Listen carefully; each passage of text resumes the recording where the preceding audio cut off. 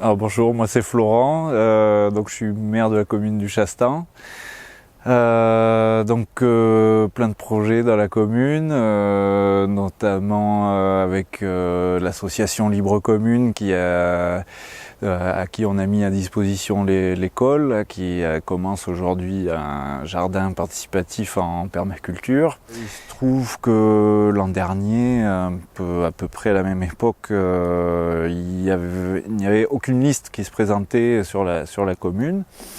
Et une équipe de 11 personnes s'est mise en place, et puis on a été élus, et puis il se trouve que j'ai été finalement choisi comme maire parmi cette équipe-là, et j'essaie de le faire au mieux et au service de tous et dans l'écoute de tous, tout en promouvant vraiment une idée de commun, d'environnement et d'économie, de la petite économie qui fait fonctionner un village, quoi.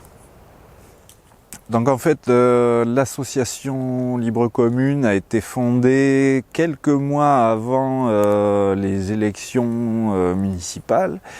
Et on se retrouvait un petit peu orphelin de mairie. Et c'est aussi un petit peu pour ça que on a été quelques-uns à se dire allez, on fait partie de l'équipe qui va reprendre les fonctions pour justement redynamiser les lieux, pour qu'il y ait une épicerie, un jardin collectif, un café culturel, et un lieu où on peut rencontrer les gens du coin, et puis partager plein de choses, partager des bouquins, partager des graines, partager des produits locaux, et tout ça.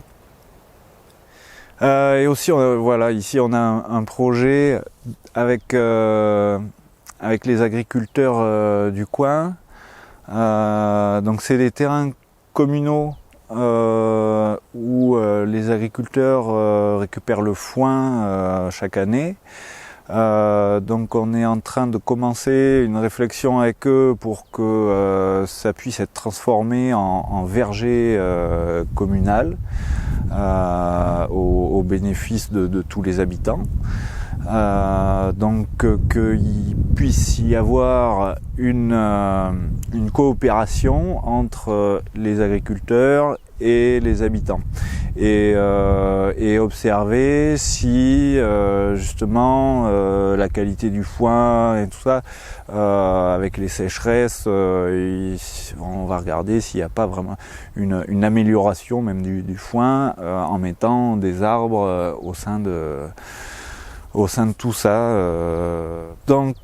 Historiquement, les champs de la commune étaient couvertes de pommiers, de châtaigniers et de noyers. Ici, l'idée ce serait plus des fruits, des pommiers dans un premier temps, et puis au maximum d'espèces différentes pour varier les plaisirs, quoi. On essaie aussi de faire attention aux coupes rases, parce que il y a des fois un travail qui se fait, qui est pas forcément bon, qui détruit les chemins et un peu l'environnement. Donc on essaie de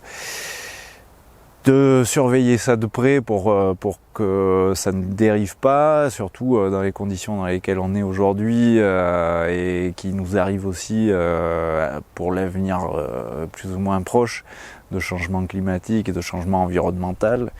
Donc on a quand même beaucoup de participation de la population, beaucoup de gens qui sont intéressés, qui viennent donner la main. C'est multiculturel, c'est multigénérationnel aussi. Il se trouve qu'on a des personnes ressources incroyables sur la commune, et